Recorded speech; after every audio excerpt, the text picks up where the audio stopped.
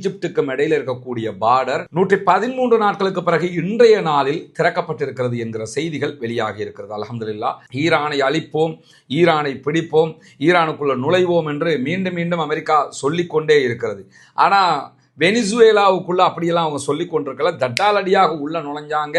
அங்கிருந்து நிக்கோலஸ் மதுரோவை தூக்கிக்கிட்டு போனாங்க. இருக்கக்கூடிய ட்விஸ்டே என்னன்னு கேட்டா, திடீரென இந்த கடற்படை பயிற்சியில் சீனாவும் ரஷ்யாவும் இணைந்து கொண்டிருக்கிறார்கள். குறிப்பாக ஆயத்துல்லா அலி ஹாமனி இந்த சர்ச்சைகளுக்கு மத்தியில பாதுகாப்பான இடத்தில் வைக்கப்பட்டிருக்கிறார், அவர் தங்க வைக்கப்பட்டிருக்கிறார் என்கிற செய்திகள் எல்லாம் வெளியாகி கொண்டிருந்தது. இன்றைய நாள் அவர் மீண்டும் மக்களுக்கு மத்தியிலே வந்து உரையாற்றி இருக்கிறார். இன்னைக்கு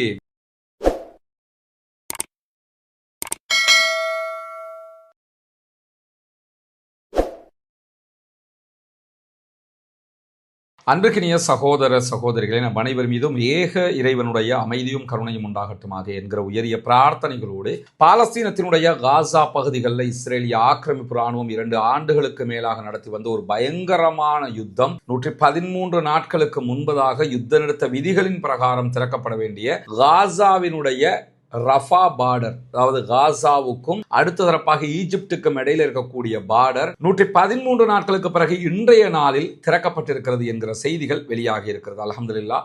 அல்லாஹ்வுக்கு எல்லா புகழும். முழுமையாக திறக்கப்படாவிட்டாலும் பகுதி அளவுக்கு இன்றைக்கு ரஃபா பார்டர் திறக்கப்பட்டிருக்கிறது. முதல் கட்டமாக ரஃபா பார்டர் வழியாக காசாவுக்குள் நுழைவதற்கு 80,000 பாலஸ்தீனர்கள் காத்து கொண்டிருக்கிறார்கள் ஈஜிப்ட் பக்கமாக. அதே நேரத்தில் கிட்டத்தட்ட 20,000 சகோதரர்கள் மருத்துவ தேவைகளுக்காக காசாவில் இருந்து வெளியேறுவதற்கும் காத்து கொண்டிருக்கிறார்கள் என்கிற செய்திகளுக்கு மத்தியில தான் இன்றைக்கு முதல் கட்டமாக ஓரளவுக்கு திறக்கப்பட்டிருக்கக்கூடிய, பகுதி அளவுக்கு திறக்கப்பட்டிருக்கக்கூடிய ரஃபா பார்டர் வழியாக குறிப்பிட்ட அளவுக்குண்டான உணவுகளும் மருந்துகளும் உள்ளே நுழைந்திருக்கிறார். அதே நேரத்தில் ஆம்புலன்ஸுகளும் கிட்டத்தட்ட 50க்கு மேற்பட்ட வண்டிகள் உள்ளே நுழைந்திருக்கிறது என்கிற தகவல்கள் வெளியாகி இருக்கிறது. மொத்தமாகவே ஒப்பந்த பிரகாரம் ரஃபா பார்டர் திறக்கப்பட வேண்டும் என்பதை இன்றைக்கும் பாலஸ்தீன விடுதலை அமைப்பினர் கோரிக்கையாக முன்வைத்திருப்பதை நம்ம பார்க்க முடியும். ஏன்னா அவங்க அவர்களுடைய ஒப்பந்த பிரகாரம் அத்தனை பணைய கைதிகளையும் விடுவித்திருக்கிறார்கள். அதே போன்று இருந்த பணைய கைதிகளுடைய பாடிகளை, பிணங்களையும் ஒப்படைத்து விட்டார்கள். எனவே மொத்தமாக ரஃபா பார்டர் திறக்கப்பட வேண்டும் என்பதுதான் அனைவருடைய கோரிக்கையாகவும் இருக்கக்கூடிய சூழல்ல இன்றைக்கும் இஸ்ரேல் காசா மேல நடத்தி இருக்கக்கூடிய தாக்குதல்களில் 3 அப்பாவிகள் கொல்லப்பட்டிருக்கிறார்கள், ஷஹீதாகி இருக்கிறார்கள் என்கிற கவலைக்குரிய செய்திகளோடு 14க்கும் மேற்பட்டவர்கள் படுகாயம் அடைந்திருக்கிறார்கள் என்கிற செய்திகளும் பதிவு செய்யப்பட்டிருக்கிறது. இப்படியான சூழல்ல தான் ஈரானுக்கும் அமெரிக்காவுக்கும் இடையில ஒரு நேரடி சண்டை ஏற்பட்டு விடலாம் என்கிற அச்சம் தொடர்ந்து நிலவி வரக்கூடிய சூழல்ல ஈரானை அழிப்போம், ஈரானை பிடிப்போம், ஈரானுக்குள்ள நுழைவோம் என்று மீண்டும் மீண்டும் அமெரிக்கா சொல்லிக்கொண்டே இருக்கிறது. ஆனா வெனிசுவேலாவுக்குள்ள அப்படியெல்லாம் அவங்க சொல்லி கொண்டிருக்கல. தட்டாலடியாக உள்ள நுழைஞ்சாங்க.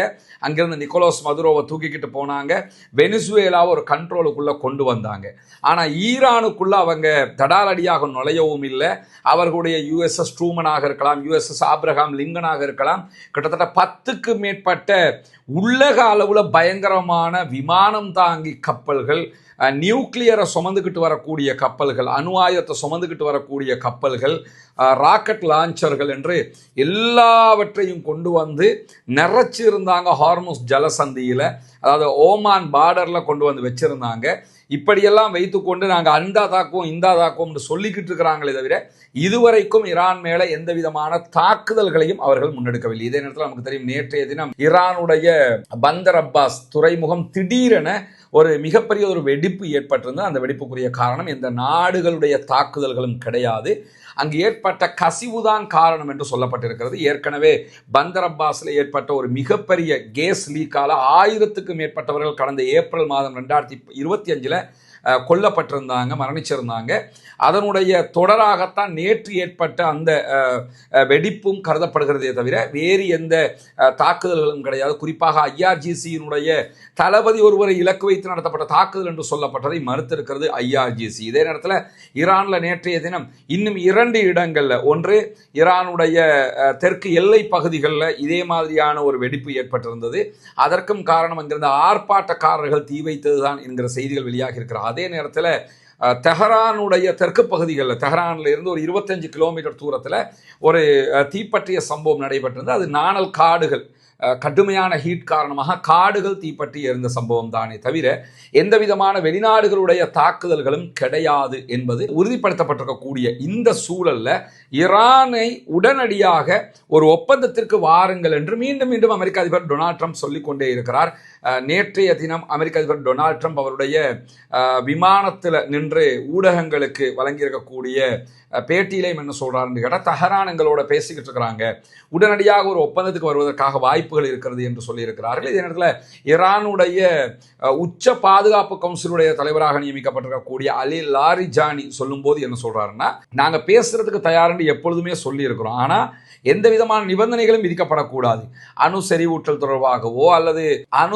தொடர்பாகவோ அல்லது எங்களுடைய ஏவுகணைகளுடைய ரேஞ்சு தொடர்பாகவோ எங்களுடைய ஆயுதங்கள் தொடர்பாகவோ எந்த பேச்சுக்கும் நாங்கள் தயாரில்லை என்று சொல்லியிருக்கிறார். ஏன்னா நாங்கள் அணு ஆயுதத்தை தயாரிக்கிறது எங்கள் நோக்கம் இல்லை, அணுவை செறிவூட்டுவது தான் எங்களுடைய நோக்கம். அது நாங்கள் எலக்ட்ரிக்கலுக்காக தேவைக்காக வேண்டி பவர் பிளானட்டுகளுக்காக செஞ்சுக்கிட்டு இருக்கிறோம் என்று சொல்லி அலி லாரிஜானி சொல்லியிருக்கிறாரு. இதே தான் ஹலீபாப் ஈரானுடைய பாராளுமன்ற சபாநாயகர் திரும்ப திரும்ப சொல்லிக்கிட்டு இருக்கிறாரு. இதே தான் ஈரானுடைய வெளிவிவகார அமைச்சர் அப்பாஸ் அராக்சியும் சொல்லிக் கொண்டிருக்கிறார். ஆனால் அமெரிக்கா என்ன காட்ட பார்க்குறாங்கன்னா, ஏதோ ஈரான் கெஞ்சிக்கிட்டு வருதுங்கிற மாதிரி காட்ட பார்க்குறாங்க. நாங்கள் எப்பொழுதுமே அப்படி போனது கிடையாது, இனியும் போக மாட்டோம்ங்கிறத திட்ட தெளிவாக ஈரான் சொல்லிக் கொண்டிருக்கக்கூடிய சூழல்ல தான் இன்றைக்கு நமக்கு தெரியும் ஈரானுடைய IRGC புரட்சிகர காவல் பிரிவு, இந்த புரட்சிகர காவல் பிரிவு ஒரு மிகப்பெரிய கடற்படை பயிற்சியை நடத்தி கொண்டிருக்கிறார்கள். இந்த கடற்படை பயிற்சியை பொறுத்தவரையில் இந்த பயிற்சிகள் சாதாரணமாக நடக்கிற பயிற்சிகள் கிடையாது, முழுக்க ஆயுதங்கள் பரிசோதிக்கப்படக்கூடிய பயிற்சியாக இருக்கிறது. குறிப்பாக அவர்களுடைய ஏவுகணைகள் பரிசோதிக்கப்படுகிறது, அவர்களுடைய துப்பாக்கிகள் பரிசோதிக்கப்படுகிறது, அவர்களுடைய ட்ரோன்கள் பரிசோதிக்கப்படுகிறது, ஈரானுடைய போட்டில் போகிற ட்ரோன்கள், ஆளில்லா போட்டுகள், இதெல்லாம் பரிசோதிக்கப்படுது. என்ன ஆயுதம் எல்லாம் இருக்குதோ அது ஒரு சண்டைன்னு வந்தால் நம்ம எப்படி தாக்குவோம்ங்கிறத பரிசீலிக்கிற ஒரு மிகப்பெரிய இராணுவ பயிற்சியை ஹொர்முஸ் ஜலசந்திலேயே அவங்க நடத்திக்கிட்டு இருக்கிறாங்க. ஹொர்முஸ்ங்கிறது மத்திய கிழக்குக்கு ஒரு இதயம் மாதிரி இருக்கக்கூடிய ஒரு பகுதி, ஈரானுக்கு அதை விட ஒரு முக்கியமான ஒரு பகுதி. காரணம் என்னென்னு கேட்டால், மேலேருந்து நீங்கள் எடுத்துக்கிட்டிங்கன்னா குவைத்து, பஹ்ரைனு, UAE, அதே போன்று கத்தாரு, சவுதி அரேபியா, எந்த அரபு நாடுகள் எடுத்துக்கிட்டாலும் இவர்களுடைய பெட்ரோல் எரிபொருட்கள் எல்லாமே பிஸ்னஸ் பண்ணுறது இந்த ரூட்டில் தான். ஹொர்முஸ் ஜலசந்தியை தாண்டி தான் போகணும். உலகத்துக்கு தேவையான 30% எரிவாயு இந்த பகுதியாகத்தான் விற்பனை செய்யப்படுகிறது. ஒரு நாளைக்கு குறைந்தது 20 மில்லியன் பேரல்கள் இந்த பகுதியால் கொண்டு செல்லப்படுகிறது என்கிற தகவல்களுக்கு மத்தியில் தான் ஹொர்முஸ் ஜலசந்தியை நோக்கித்தான் அமெரிக்காவினுடைய விமானம் தாங்கி கப்பல்களும் அங்கிருக்கக்கூடிய பகுதிகளில் வந்து கொண்டே இருந்தது. குறிப்பாக ஓமான் வளைகுடாவை தாண்டி அவங்க உள்ள நுழைகிறதுக்கான முயற்சிகளை பண்ணி கொண்டிருக்கும் போதுதான் ஹொர்முஸ் ஜலசந்தியை நோக்கியே நூற்றுக்கணக்கான மிக பிரம்மாண்டமான கப்பல்கள், நூற்றுக்கணக்கான உளவு பார்க்கிற கப்பல்கள், அதை தாண்டி ஆயிரக்கணக்கான போட்டுகள், அந்த போட் எல்லாமே வந்து ஆள் இல்லாத போட்டுகள், அதே போன்று அவர்களுடைய ஆளில்லாத விமானங்களை சுமந்து சென்று தாக்குதல் நடத்தக்கூடிய மிகப்பெரிய விமானம் தாங்கி கப்பல், அமெரிக்கா வச்சுக்கிட்டு இருக்கிற கப்பல் F-35 அல்லது F-15 வகையான ஆளோட சென்று தாக்குதல் நடத்தக்கூடிய விமானங்களைத்தான் அவர்கள் வைத்துக் கொண்டிருக்கிறார்கள். அதுதான் USS ட்ரூமன்ல அல்லது USS ஆப்ரஹாம் லிங்கன்ல இருக்கக்கூடிய அந்த விமானங்கள். ஆனால் ஈரான் வைத்திருக்கக்கூடிய விமானங்களை பொறுத்தவரை அதுக்கு ஆட்களே தேவையில்லை, ஆள் இல்லாத விமானங்களை வைத்து தான் அவர்கள் தாக்குதல் நடத்துகிறார்கள். ஆனால் அவர்கள் வைத்திருக்கக்கூடிய அந்த விமானம் தாங்கி கப்பலில் இருக்கக்கூடிய ஆளில்லா விமானங்களை பொறுத்தவரை அது 2 வே, போய் தாக்குதல் நடத்திக்கிட்டு ரிட்டர்ன் வருவாங்க. இதே நேரத்தில் அவர்களிடம் இருக்கக்கூடிய பல ஆயிரக்கணக்கான ட்ரோன்கள் 1 வே மாத்திரம்தான், போயாச்சு அடிச்சாச்சு அத்தோட காலி, சூசைட் பண்ணக்கூடிய விதமாகத்தான் அந்த விமானங்கள் தயாரிக்கப்பட்டிருக்கிறது. இந்த மிக பிரம்மாண்டமான ஒரு கடற்படையை இதுவரைக்கும் உலகம் பார்க்காத அளவுக்கு அமெரிக்காவோட மோதிரத்துக்கு ஈரான்ட்ட என்னவெல்லாம் இருக்கிறது என்கிறத காட்டுறதுக்காகவே இந்தியா என்ன பண்ணாங்கன்னு கேட்டால், இன்றைக்கு ஹார்முஸ் ஜலசந்திக்கு கொண்டு வந்திருக்கிறாங்க. அந்த வீடியோக்கள் நமக்கு இதில் காண்பிக்க முடியாது, நம்ம வளங்களை திரையில் போட்டு காட்டுவோம், அதுலேயும் காட்ட முடியாது, ஆயுதங்கள் சார்ந்தது என்பதாலும் சில காப்பிரைட் பிரச்சனைகளாலையும் காட்ட முடியாது. அவ்வளோ ஒரு பிரம்மாண்டமான, நீங்கள் அல் ஜசீராவில் பார்க்க முடியும், பிரம்மாண்டமான ஒரு கடற்படையை அவர்கள் காட்டுறது மட்டுமில்லாமல் இதில் இருக்கக்கூடிய ட்விஸ்டே என்னன்னு கேட்டால், திடீரென இந்த கடற்படை பயிற்சியில் சீனாவும் ரஷ்யாவும் இணைந்து கொண்டிருக்கிறார்கள். குறிப்பாக ரஷ்யாவினுடைய கடற்படை பங்கு கொண்டிருக்கிறது. இந்த பயிற்சிகள் நடத்தப்படுகிற நேரத்தில் என்ன ஆச்சுன்னு கேட்டால், நாங்கள் வருவோம், ஈரான் கட்டிப்போம், ஈரான் அது பண்ணுவோம் இது பண்ணுவோம்னெல்லாம் வீராப்பு பேசி கொண்டிருந்த அமெரிக்காவினுடைய விமானம் தாங்கி கப்பல் ஓமான் வளைகுடா வரைக்கும் வந்த கப்பல் இந்த பயிற்சிகள் நடக்கிற காரணத்தினால உடனே அவங்க பின்வாங்கி இருக்கிறாங்க. இந்திய பெருங்கடலுக்கு USS Abraham Lincoln, USS Truman உள்ளிட்ட அமெரிக்காவினுடைய 10 பயங்கரமான கப்பல்களும் பின்வாங்கி இருக்கிறார்கள். நீங்கள் பயிற்சி நடத்துங்க, நாங்கள் ஓரமாக. ஏன்னா நேற்று என்ன சொன்னாங்கன்னு கேட்டால், எங்கள் கப்பலுக்கு மேலே உங்கள் விமானங்கள் பறந்தாலோ அல்லது ட்ரோன்கள் பறந்தாலோ எது நடந்தாலும் நாங்கள் எதிர்வினையாற்றுவோம், உங்களுக்கு எதிராக தாக்கல் நடத்துவோம்னெல்லாம் அமெரிக்காவுடைய சென்டகாம் வெளியிட்டிருந்த அந்த எச்சரிக்கையெல்லாம் நம்ம பார்த்தோம். நேற்று இவ்வளவு வீராப்பா பேசினவங்க அப்போ ஈரான் ஏதாவது பயிற்சி நடத்தும் போது ஒன்று கிடக்கு கொண்டாகும் போல அப்படின்னு நினச்சிக்கிட்டு இருந்த நேரத்தில் ஈரான் பயிற்சி நடத்துறதுக்கு அவங்களே வழியை விட்டுவிட்டு பின்னாடி இந்திய பெருங்கடலுக்குள்ள ரிட்டர்ன் போயிட்டாங்கிற செய்திகளை நம்ம பார்க்க முடிகிறது. எனவே ஈரான் தன்னுடைய ஆயுத வல்லமையையும் ஆளுமையையும் மீண்டும் மீண்டும் சர்வதேசத்துக்கு காட்டிக் கொண்டிருக்கக்கூடிய சூழலில் தான் ரஷ்யா ஈரானுக்கு Su-35 சூப்பர் ஃபிளாங்கர் என்கிற ஒரு வகையான விமானத்தை வழங்க இருக்கிறது என்கிற செய்திகள் இன்றைக்கு வெளியாகி இருக்கிறது. ரஷ்யாவினுடைய ஒரு ஸ்பெஷல் தயாரிப்பாக இருக்கக்கூடிய தாக்குதல் விமானமாக இது அறியப்படுகிறது. அந்த விமானங்களை ரஷ்யா ஈரானுக்கு திடீரென வழங்குகிறது என்கிற செய்திகள் வெளியாகி இருக்கிற அதே நேரத்தில் இதைத்தான் அலி லாரிஜானி நேரடியாக சென்று ரஷ்ய அதிபர் புட்டினோட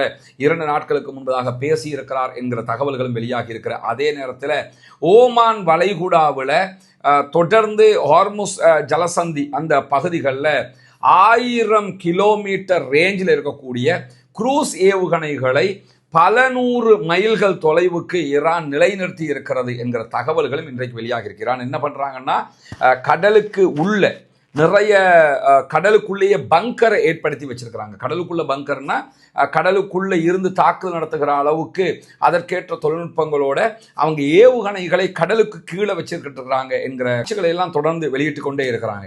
அதே நேரத்தில் கடல் ஓரமாக கிட்டத்தட்ட ஹொர்முஸ் பகுதிகளில் மட்டும் 6000 பங்கர்களை ஈரான் தயாரித்து வைத்திருக்கிற அந்த பங்கர்கள் எல்லாவற்றிலேயுமே ஏவுகணைகள் தான் நிரப்பப்பட்டிருக்குது. குறிப்பாக தற்கொலை ட்ரோன்கள், போட்டுகள் இருக்கிறது என்கிற செய்திகள் வெளியாக இருக்கு. கோஸ்ட் போட் என்று சொல்லக்கூடிய சில போட்டுகள் அவங்க தயாரிச்சிருக்கிறாங்க. அது கடலில் போகிற வேகத்திலேயே தண்ணிக்குள்ள மூழ்கக்கூடிய வகையில் தயாரிக்கப்பட்டிருக்கக்கூடிய போட்டுகள்.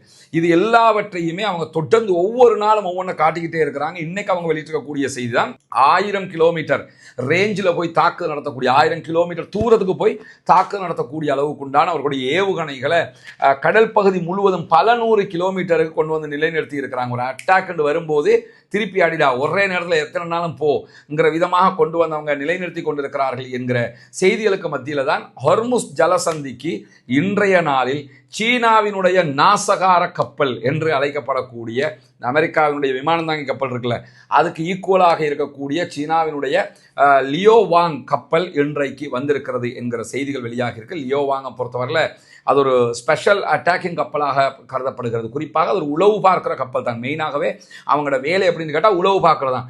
அண்மையில் இதனுடைய இன்னொரு தயாரிப்பு இலங்கைக்கு கடந்த ஆண்டு வந்திருந்த காட்சிகள், இந்த புதிய அரசு வருவதற்கு முன்பதாக ரணிலுடைய காலத்தில் வந்தது. அப்போ இந்தியா கடுமையாக எதிர்த்த காட்சிகளெல்லாம் நம்ம பார்த்துருக்கிறோம். இந்த லியோவாங்கை பொறுத்தவரையில் துல்லியமாக ரேடாரில் சிக்காத பல விமானங்களை அடையாளம் காட்டக்கூடியது. எனவே லியோவாங் தற்போது ஹார்முஸ் ஜலசந்திக்கு வந்திருக்கிறது என்பதே யுத்தம் ஒன்று வந்தால் எந்த இடத்தால எவன் அட்டாக்குக்கு வர்றானுங்கிறத அமெரிக்காவை கண்காணித்து ஈரானுக்கு தகவல் கொடுக்கக்கூடிய இடத்துல சீனா இருக்க போகிறது. அதாவது வெளிப்படையாக அவங்க யுத்தத்துக்கு வரலன்னா கூட அவர்களுடைய உளவு பார்க்கிற கப்பலை ஈரானுக்கு சாதகமாக அனுப்பி இருக்கிறார்கள் என்கிற செய்திகளும் இன்றைக்கு வெளியாகி இருக்கக்கூடிய நேரத்தில் தான் இந்த லியோவாங்குடைய ஸ்பெஷல் கடலுக்கு கீழே இருக்கக்கூடிய நீர்மூழ்கி கப்பல்களை கூட அடையாளம் காணும். அதே போன்று வானத்தில் செயல்படக்கூடிய ட்ரோன்கள், விமானங்களை எல்லாம் அடையாளம் காணும். எனவே இது முழுவதுமாக ஈரானுக்கு சாதகமாக சீனா வந்து நிற்கிறது என்கிற செய்திகளை நம்ம பார்க்கக்கூடிய அதே நேரத்தில் இன்றைக்கு புதிதாக மீண்டும் ஈரான் 200 மீட்டர் ஆழத்தில் மூழ்கி நின்று தாக்குதல் நடத்தக்கூடிய ஒரு வகையான ஏவுகணைகளை, கடல் ஏவுகணைகளை அறிமுகப்படுத்தி இருக்கு. இதுக்கு இந்த கடல் கன்னிவெடி என்று கூட சொல்லுவாங்க. அந்த மாதிரி கடல் ஏவுகணைகளை இன்றைக்கு அறிமுகப்படுத்தியிருக்கிறாங்க. இது 200 மீட்டர் ஆழத்தில் கடலுக்குள்ள நிலைநிறுத்தப்படுமாம். அதற்கு பிறகு கப்பல்கள் வருகிற போது அதை அடையாளம் கண்டு தாக்குதல் நடத்தும். இதையெல்லாம் இன்னைக்கு கடல் பயிற்சின்னா இவங்க கடற்பயிற்சி நடத்துற மாதிரி தெரியல, கடற்பயிற்சிங்கிற பேர்ல வேலி கட்டுறாங்கன்னு தெரியுது. கடற்பயிற்சின்னு வந்து அந்த இடத்துல முழுவதுமாக கன்னி வெடிகளை நிலைநிறுத்துகிறார்கள், அவருடைய ஏவுகணைகளை நிலைநிறுத்துகிறார்கள். யுத்தம்னு வந்தால் புதுசாக வந்து நிலைநிறுத்துறதுக்கு தாமதமாகுங்கிறதுனால இன்றைக்கு அவர்கள் இந்த பயிற்சியை பயன்படுத்தி முழுமையான ஆயுதங்களை கடலுக்கு கீழாக கொண்டு வந்து நிலைநிறுத்துகிறார்கள் என்பதைத்தான் இன்றைக்கு ஈரானுடைய ஊடகங்களும் சொல்லக்கூடிய நேரத்தில் ஆயத்துல்லா அலி ஹாமனி இந்த சர்ச்சைகளுக்கு மத்தியில் பாதுகாப்பான இடத்தில் வைக்கப்பட்டிருக்கிறார், அவர் தங்க வைக்கப்பட்டிருக்கிறார் என்கிற செய்திகள் எல்லாம் வெளியாகி கொண்டிருந்தது. இன்றைய நாள் அவர் மீண்டும் மக்களுக்கு மத்தியிலே வந்து உரையாற்றி இருக்கிறார். இன்றைய நாளை பொறுத்தவரை 70 ஆண்டுகளுக்கு முன்பதாக ஈரான் ஷாக் என்கிற மன்னனை விரட்டிவிட்டு, அதாவது அமெரிக்காவினுடைய அடிமையை விரட்டி விட்டுட்டு அவர்கள் சுதந்திர நாடாக தங்களை தாங்களே ஆளுவதற்கான ஒரு ஏற்பாட்டை செய்து கொண்ட நாள். அந்த நேரத்தில் தான் ரூஹுல்லா அலி ஹொமைனி என்று சொல்லக்கூடியவர், இப்போ இருப்பவர் அலி ஹாமனி, ஆயத்துல்லா அலி ஹாமனி தான் இப்போ இருக்கிறாரு. இவருக்கு முன்னாடி இருந்தவர் ரூஹுல்லா அலி ஹொமைனி என்று சொல்லக்கூடியவர். அவர் பிரான்ஸ்ல இருந்து வந்தார். அந்த டேட்டை இன்னைக்கு ஈரான்ல ஷியாக்கள் கொண்டாடுகிறார்கள். கொண்டாடுகிற நேரத்தில் தான் ஆயத்துல்லா அலி ஹாமனி அவங்க இன்னைக்கு மக்களுக்கு மத்தியில் வந்து உரையாற்றினார். உரையாற்றும் போது என்ன சொன்னார்னா, இந்த தடவை அவங்க வந்து ஒரு யுத்தத்தை தொடங்கினாங்கன்னு சொன்னா இது வெறுமனே ஈரானுக்கும் அமெரிக்காவுக்கும் இடையிலான யுத்தமாக நிற்காது. ஈரானுக்கும் அமெரிக்காவுக்கும், ஈரானுக்கும் இஸ்ரேலுக்கும், அமெரிக்காவினுடைய ஆயுத தளங்கள் எங்கெல்லாம் இருக்குதோ அந்த அரபு நாடுகளுக்கும் இடையிலான பிராந்திய யுத்தமாகத்தான் இது நடக்கும். நாங்கள் ஒரு இடத்தை மட்டும் அடிச்சுட்டு விட மாட்டோம், எல்லா இடங்களிலும் தாக்குதல் நடத்துவோம் என்று சொல்லி 86 வயதான ஆயத்துல்லா அலி ஹாமனி அவர்கள் கடுமையான ஒரு எச்சரிக்கையை விடுத்த காட்சியை இன்னைக்கு நம்ம பார்க்க முடிந்தது. தெஹரானுடைய நகர மையத்தில் தான் இந்த மீட்டிங்கை நடைபெற்றது. ஒழிச்சுக்கிட்டெல்லாம் நடத்தலை. அந்த அங்கே அப்படி ஆயிட்டு இப்படி ஆயிட்டுன்னு நினைக்க வேண்டிய அவசியம் இல்லை. பப்ளிக்குக்கே ஆயத்துல்லா அலி ஹாமனி வந்தார், அட்டாக் பண்ணிடுவாங்க, அதெல்லாம் பார்த்துக்கலாம். இந்த மாதிரி பப்ளிக்கு அப்போ எவ்வளவு சேஃப்டியோடு அவங்க இருக்கிறாங்கிறத நம்ம புரிஞ்சுக்கிற முடியும். அதோட சேர்த்து அவர் சொல்லும்போது, இந்த யுத்தம் எல்லாமே எங்களுடைய நாட்டினுடைய எண்ணெயையும் எரிவாயுவையும், அந்த எல்என்ஜி எல்பிஜி கேஸுகளையும் அதே போன்று பெட்ரோலியத்தையும் அபகரித்துக் கொள்வதற்காக நடத்தப்படுகிற சண்டைகளை தவிர எங்கள் நாட்டுக்குள்ள ஜனநாயகம் இல்லை, எங்கள் நாட்டுக்குள்ள ஜனநாயகம் நாசமாக போயிடுச்சு, நாங்கள் ஈரானுக்கு ஜனநாயகத்தை கொண்டு வர போகிறோம், மனித உரிமை மீறல் என்றெல்லாம் கொக்கரிப்பது வெறும் கதைதான் என்று சொல்லி இன்றைக்கு தெளிவாகவே என்ன பண்ணிட்டாருன்னு கேட்டால் ஆயத்துல்லா அலி ஹாமனி அடிச்சு நொறுக்கி விட்டாரு தன்னுடைய உரையில். அதை தாண்டி ஈரான் இன்னொரு வேலையும் இன்னைக்கு பண்ணாங்க. என்னன்னு கேட்டால், ஈரானுடைய IRGC இஸ்லாமிய புரட்சிகர காவல் பிரிவை ஐரோப்பிய யூனியன் மொத்தமாக பயங்கரவாத அமைப்பு என்று சொல்லி அறிவிச்சாங்க. ஈரானுடைய இராணுவம் அந்த இராணுவத்தை பயங்கரவாத அமைப்புன்னு அறிவிச்சாங்க. இன்றைக்கு ஈரானுடைய பாராளுமன்ற சபாநாயகர் முகமது ஹலீபாப் வெளியிட்டிருக்கக்கூடிய அறிவிப்பில் ஐரோப்பிய யூனியன்ல இருக்கக்கூடிய 28 நாடுகளுடைய இராணுவத்தை மொத்தமாக பயங்கரவாத அமைப்புகளாக அறிவித்திருக்கார். நீ ஒரு எங்களுடைய IRGC மட்டும் தானே அறிவிச்ச, நான் மொத்தமாக உன்னுடைய 28 நாட்டையுமே அறிவிச்சு விடுறேன் போடான்னு சொல்லி எல்லா ஐரோப்பிய நாடுகளுடைய இராணுவங்களையும் பயங்கரவாத அமைப்பாக இன்றைக்கு ஈரான் டிக்ளேர் பண்ணி இருக்கிறார்கள் என்கிற செய்திகளும் வெளியாகி இருக்கிறது. தொடர்ந்து இணைந்திருங்கள் ரஸ்மின் மைசி நியூஸ் மற்றும் ரஸ்மின் டாக்ஸ் ஆகிய சேனலோடு. தொடர்ந்தும் ஈரான் மற்றும் மத்திய கிழக்கில் நடக்கக்கூடிய செய்திகளை உங்களுக்கு கொண்டு வந்து தருவதற்கு தயாராக இருக்கிறோம். ஒவ்வொரு நாளும் நடக்கக்கூடிய இந்த செய்திகளை சரியாக கொண்டு வந்து தருவதுதான் நம்முடைய நோக்கமாக இருக்கிறது. எனவே பாலஸ்தீனம் வெற்றி பெற வேண்டும், பாலஸ்தீனம் சுதந்திரம் அடைய வேண்டும், பாலஸ்தீன மக்களும் நம்மை போன்ற நிம்மதியானவர்களாக மாற வேண்டும், வாழ வேண்டும் என்கிற உயரிய பிரார்த்தனைகளோடு பாலஸ்தீன அப்பாவிகளுக்காக தொடர்ந்தும் ஜனநாயக ரீதியாக குரல் எழுப்புவோமாக வாகிறது. அல்ஹம்துலில்லாஹி ரப்பில் ஆலமீன்.